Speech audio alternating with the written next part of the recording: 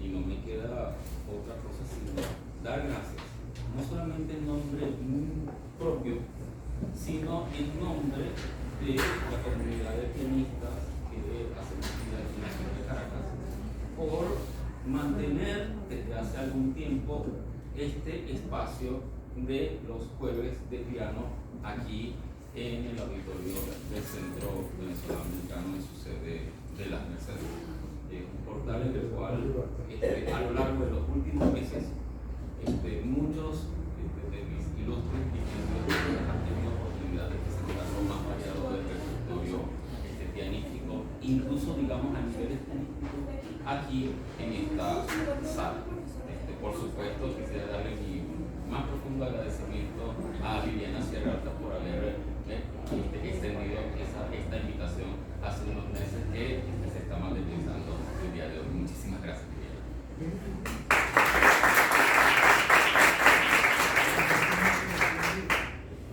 Esta convocatoria permitió demostrar una vez más que una red social que muchos ven desplazada, casi muerta, debido al paso del tiempo y la evolución de nuevas redes sociales, especialmente como Instagram.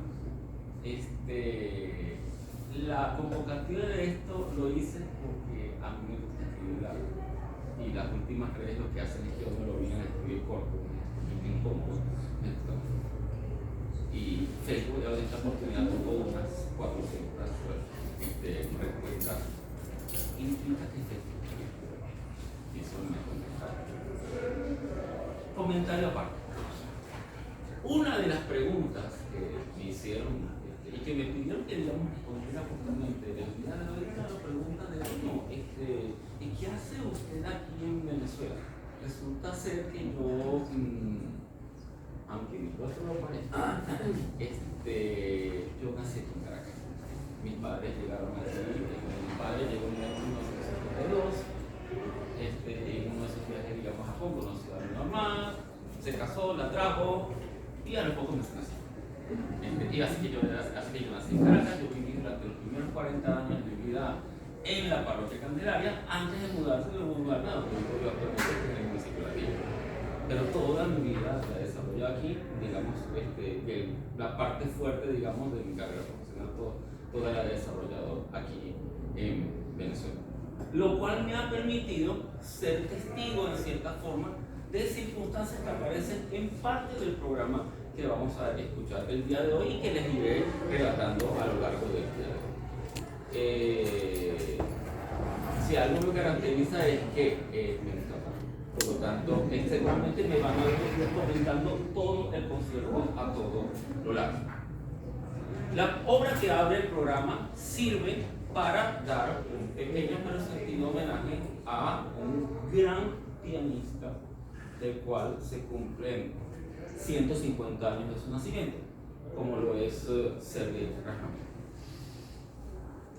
Rachmaninoff tenía una característica que no tenía tan presente hasta que me reencontré con esta pieza para que y es su predilección por pintar a través de la composición, recrear imágenes contenidas en obras de arte de carácter pictórico. Hay una obra orquestal maravillosa, Rachmaninoff era un excelente orquestador, que es La Isla de los Muertos. La Isla de los Muertos está basada en una barca que va atravesando el umbral, navegando un hermoso cuadro pintado por Alexander Blok. Este preludio en si menor también está basado en otro cuadro de Blok llamado El Retorno. Es muy particular porque se supone que es una persona que está regresando a su terruño después de muchísimo tiempo. Va caminando por un sendero, se posa y mira hacia el horizonte, hacia unos matorrales en donde no distingue su lugar de destino. Detrás de él hay una laguna y lo que ocurre es que el lugar de destino solamente se ve no a través de la edificación, sino a través de las luces que emanan de esa edificación que traspasan los matorrales. No se ve la edificación, pero se sabe que está allí. Y esa sensación de algo que estoy buscando, que sé que está allí, pero no lo veo, está presente a lo largo de toda la obra.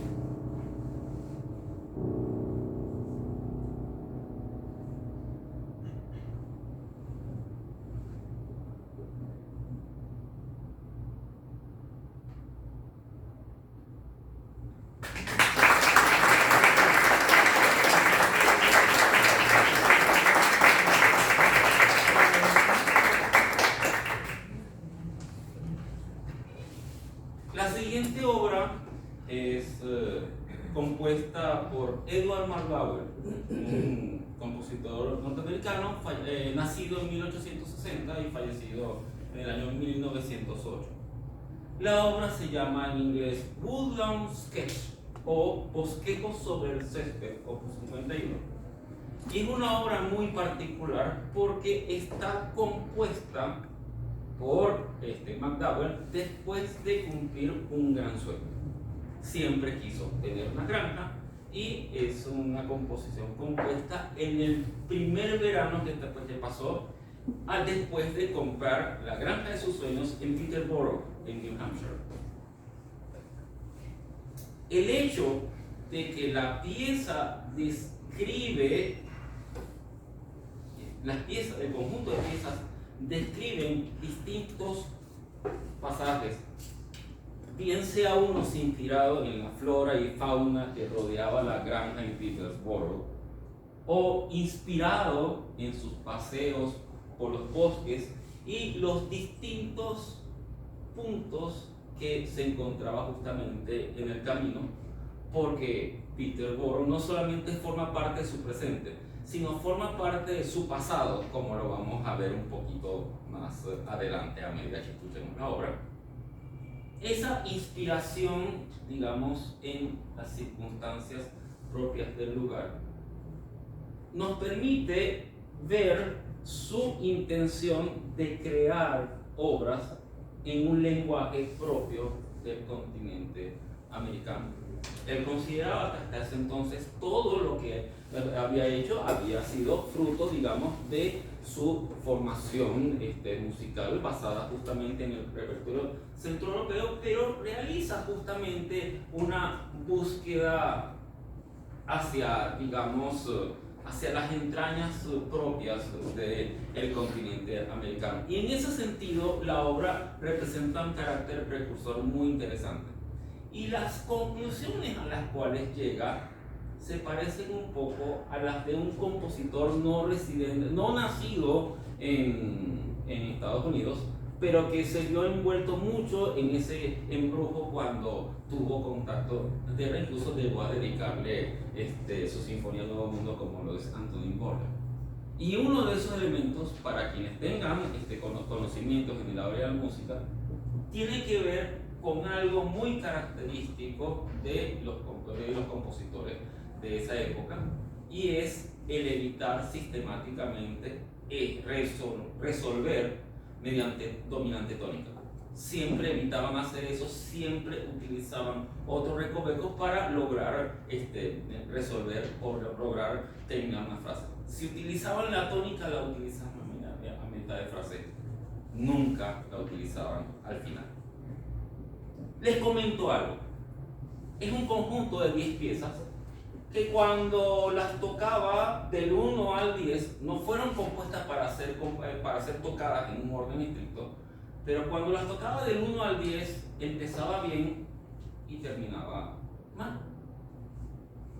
Hace pocos días hice la prueba de tocarlas al revés, empezar por el 10 y terminar en el 1.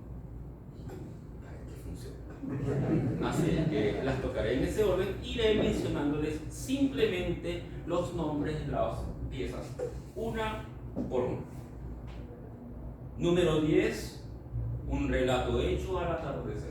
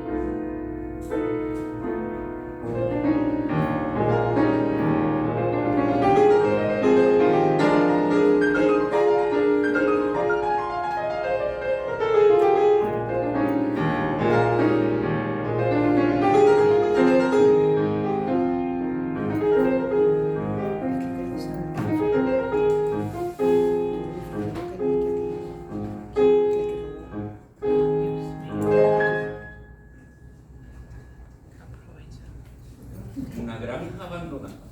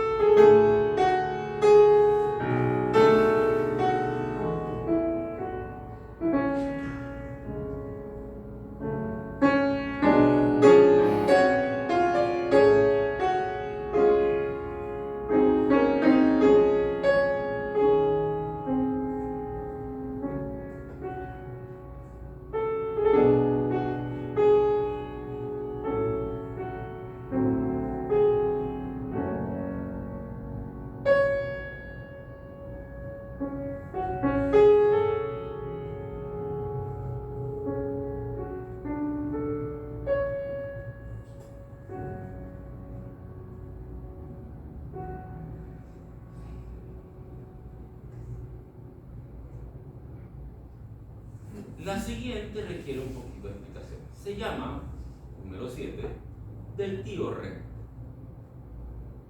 No sabemos quién es el tío Remo, pero lo que sí sabemos es que la pieza tiene elementos que nos recuerdan un instrumento propio de la cultura sureña y melodías propias de la cultura del sur de los Estados Unidos, como lo es la imitación del sonido del banjo.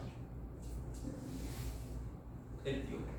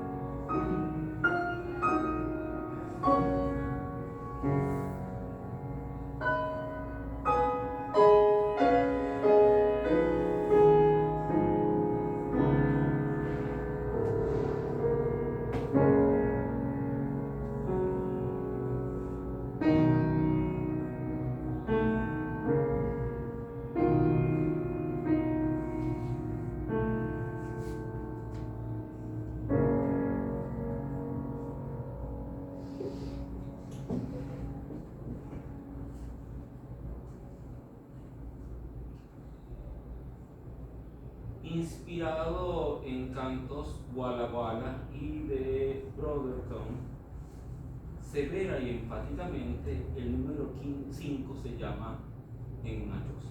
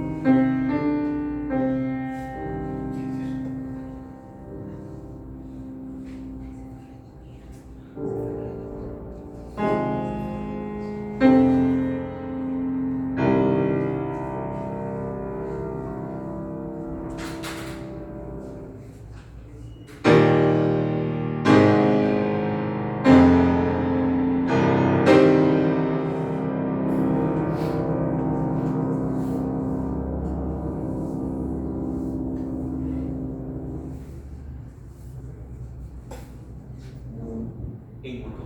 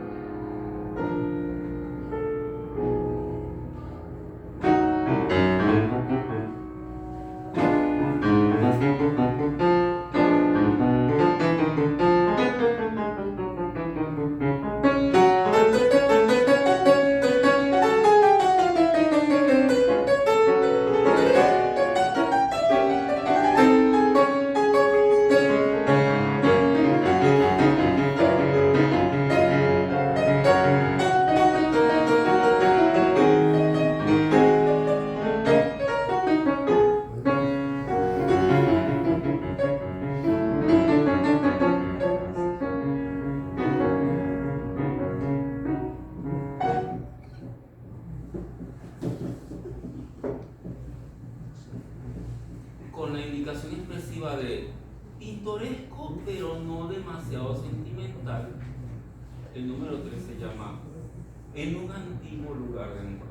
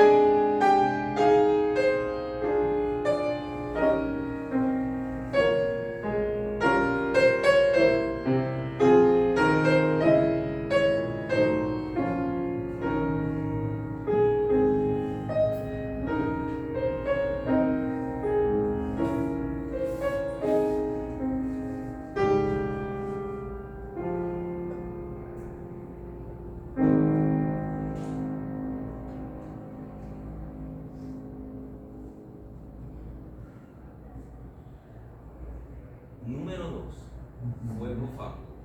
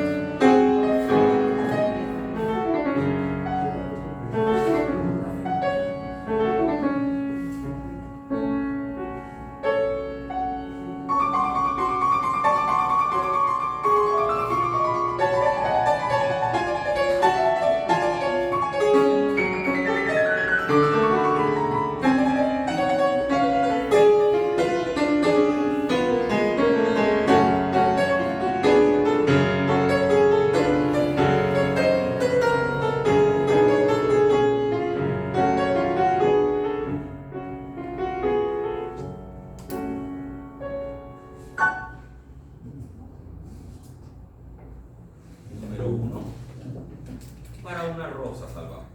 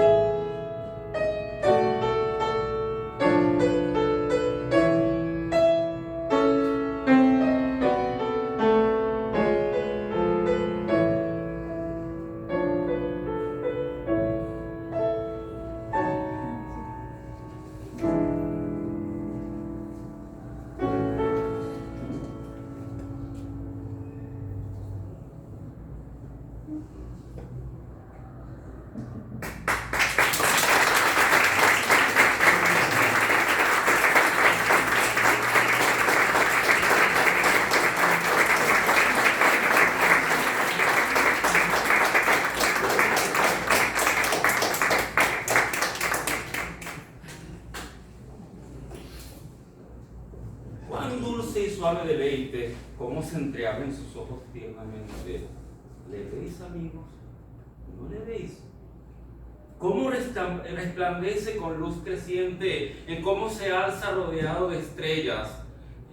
¿No le veis?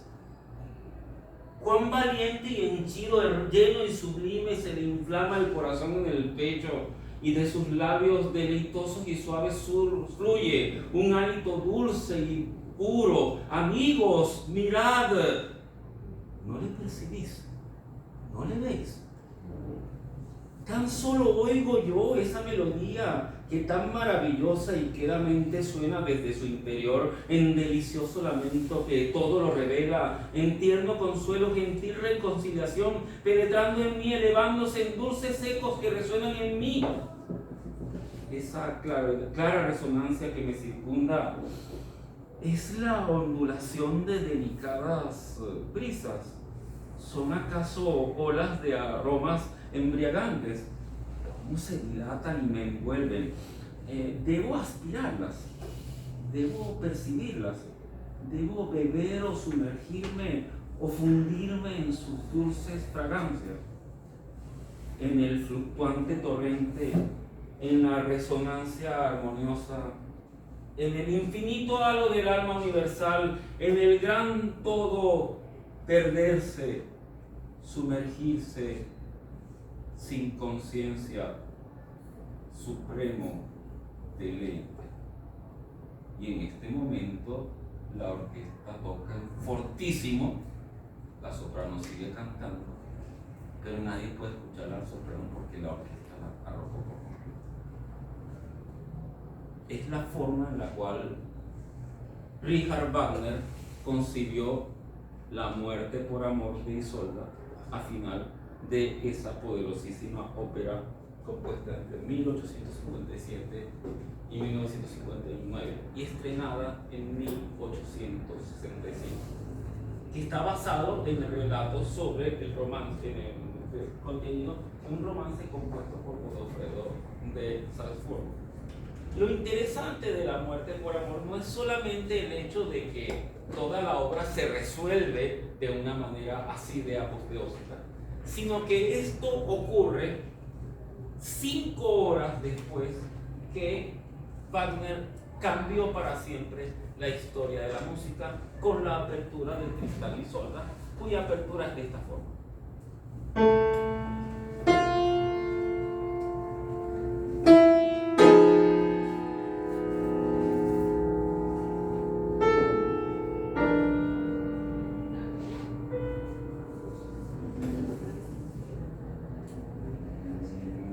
El célebre acorde de Tristán, que prácticamente abrió la puerta a la música del siglo XX, y sus repercusiones las seguimos escuchando en la música de nuestro tiempo. Pero esta música no se dio a conocer simplemente porque las orquestas hicieran óperas de Wagner a lo largo del mundo. A pesar de que Tristán y Isolda es una ópera muy popular hoy día, que todo el mundo la conoce, tardó mucho en llegar a otros países simplemente porque llevar una producción de ópera de una ciudad a otra es una abertura de proporciones limitadas. Y tratándose de Wagner es mucho más complicado. Entonces, ¿cómo la gente conoció el acorde de Tristán? Gracias a compositores y grandes intérpretes como Franz Liszt, a través de transcripciones de esa gigantesca obra para coros, solistas y una orquesta gigantesca para la cual Wagner mandó a construir un teatro con un foso lo suficientemente grande para cumplirse. Franz Liszt tradujo todo esto al piano. Mediante estas transcripciones hechas por Franz Liszt y otros grandes compositores pianistas, estas obras pudieron llegar a las casas de muchos sitios donde había piano, en donde no solo los profesionales las aprendían para tocar en los conciertos, sino sobre todo el público aficionado que se reunía en las tardes entendidas musicales, contaban con estas obras de arte reducidas, bien sea piano solo, bien sea a 2 pianos, y a través de ese toque en tertulias vespertinas, el boca a boca se difundió. y estas obras llegaron a ser conocidas. Y en el momento en que llegaban a una ciudad para ser tocadas, había una multitud ávida que ya había sentido una maravilla a la obra y decía: yo quiero oír esto tocado por una orquesta, yo quiero ver esto en el escenario. Esa era la utilidad de las grandes transcripciones para piano de las obras orientales. Con ustedes, Muerte por amor de Isolda, transcrita por Franz Liszt.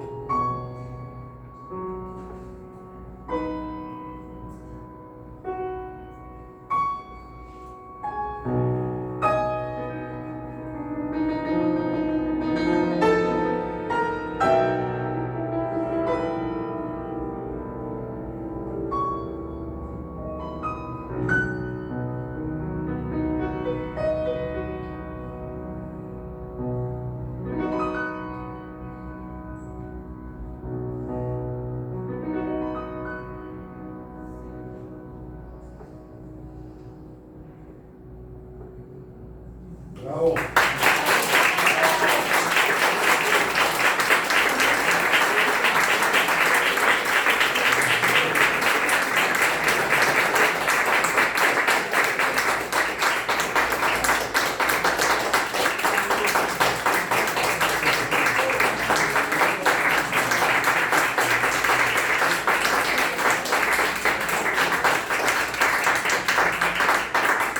Normalmente hago el intermedio aquí, pero continuamos. Sí. A continuación, yo les había mencionado que el hecho de haber nacido aquí, vivido aquí todo el tiempo, me permitió ser testigo de algunas cosas maravillosas que han ocurrido aquí. Una de ellas ocurrió justamente entre finales de los años, entre la segunda mitad de la década de los 80 y principios del año 2000. Fueron los años en los cuales el pianista y compositor venezolano Carlos Duarte dominó la escena musical, bueno, la escena artística en general, porque Carlos Duarte no era simplemente un pianista, no era simplemente un compositor, era realmente una presencia formidable sobre el escenario. Era una persona capaz de generar una emoción, digamos, en el público minutos antes de que saliera al escenario. Las salidas de él eran realmente imponentes. Todos recordamos aquella alfombra roja colocada debajo de la banqueta del piano. Todos aquellos que tuvimos la fortuna de verlo en vivo, recordamos cómo él se sentaba justamente en el piano y antes de tocar cualquier pieza despejaba el ambiente, se relajaba, exploraba el sonido de la sala y sobre todo generaba el silencio en el público. Carlos Duarte tenía una particularidad en su manera de componer. Era una persona que estaba muy consciente no solamente del sonido que se emitía por parte del piano, sino de toda la riqueza del conjunto de armónicos que emanaban del instrumento. Eso lo podemos ver en una obra. Si tienen oportunidad un día, digamos, de encontrar programada Sinfonietta La Mar, que es una obra para piano y orquesta de Carlos Duarte, van a encontrar que toda la orquestación lo que hace es reproducir los armónicos que se producen desde el piano una vez que se emite el sonido. Va recreando toda esa catarata de sonido que surge del instrumento. Porque lo que nos hace cercano al instrumento no es necesariamente lo que se emite aquí, es todo el conjunto de vibraciones que hay en esta gigantesca caja de resonancia. Carlos Duarte tenía la virtud de lograr alargar los finales más que nadie. Era legendario el hecho de que cuando él tocaba la última nota, esa última nota, antes de que se generara el último silencio y se generara el aplauso, podía durar 30, 40 segundos, incluso un minuto. Hasta allí nos invitaba, digamos, a escuchar el instrumento. Por eso es inolvidable para una generación completa de personas que tuvimos la oportunidad de escucharlo. Y es importante para esa generación mantener vivo su recuerdo. Uno de esos recuerdos es quizá de las pocas obras que se conservan del periodo temprano de Carlos.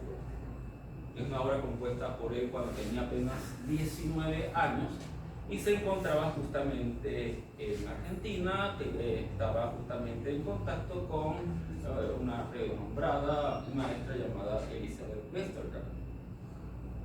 Y en esa época conoció a quien realmente sería un ídolo de referencia para él a lo largo de toda su vida, como fue Marta.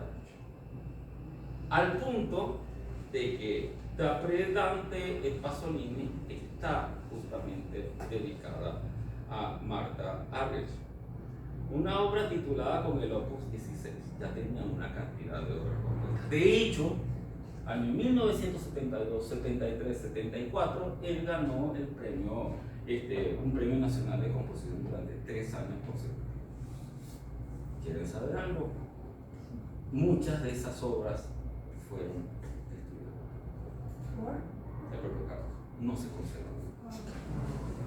Eso ocurría, no es el único compositor con cosas. Muchos tenían un sentido de autocrítica muy fuerte, y eso ocurre cuando de repente toma conciencia y dice, no, a partir de aquí esto tiene sello propio, y decide borrar del mapa todo lo anterior. De las pocas obras que se conservan y que aún años más tarde incluso seguía tocando en público, era justamente Dante y Pasolini. Dante y Pasolini es muy característico porque tiene todas sus indicaciones colocadas en francés, y digamos tiene palabras como proyectado, imperturbablemente decidida, la fuerza está presente, el último acorde dice definitivo. O sea, colocaba prácticamente indicaciones en cada.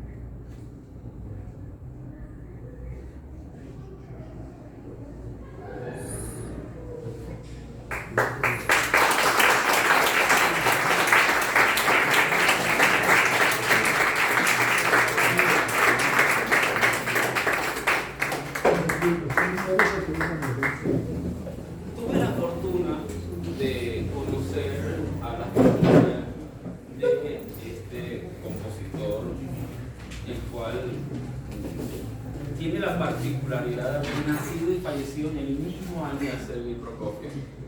Nació en 1891 y falleció en 1953. Compositor que permanece un poco casi como leyenda urbana, porque son muy pocos los pianistas que lo han interpretado. Uno de ellos, que en paz descanse, el gran pianista barcelonano Antonio Bujanda, hacía una formidable versión de sus sonatas de alta gracia. Pero las 4 piezas para piano, así es conocida porque fue editada por una casa editorial llamada Alfonso Leduc, una edición que, para que tengan una información, fue una edición por la astronómica cantidad de 15 libros, que fueron entregados justamente a personas muy allegadas, digamos, a Juan Vicente Lecuona. Tengo la fortuna de tener unos es grande, tiene una portada de color verdoso, y ese fue obsequiado en su oportunidad por Juan Vicente Lecuona a María Luisa Escobar.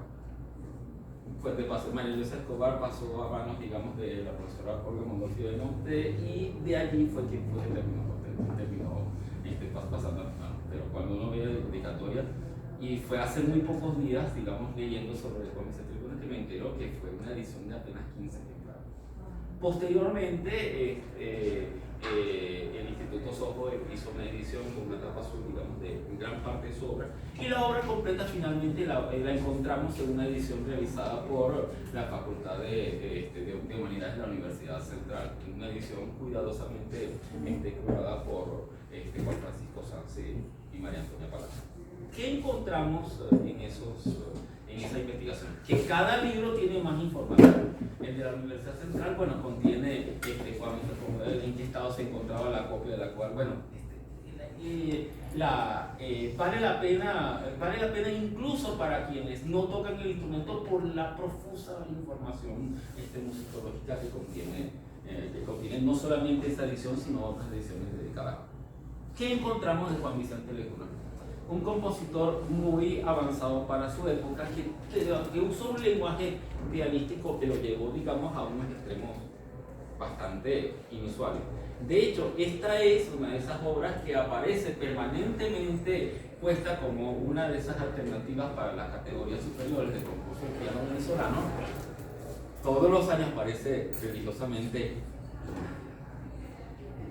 Todo el mundo opta por soluciones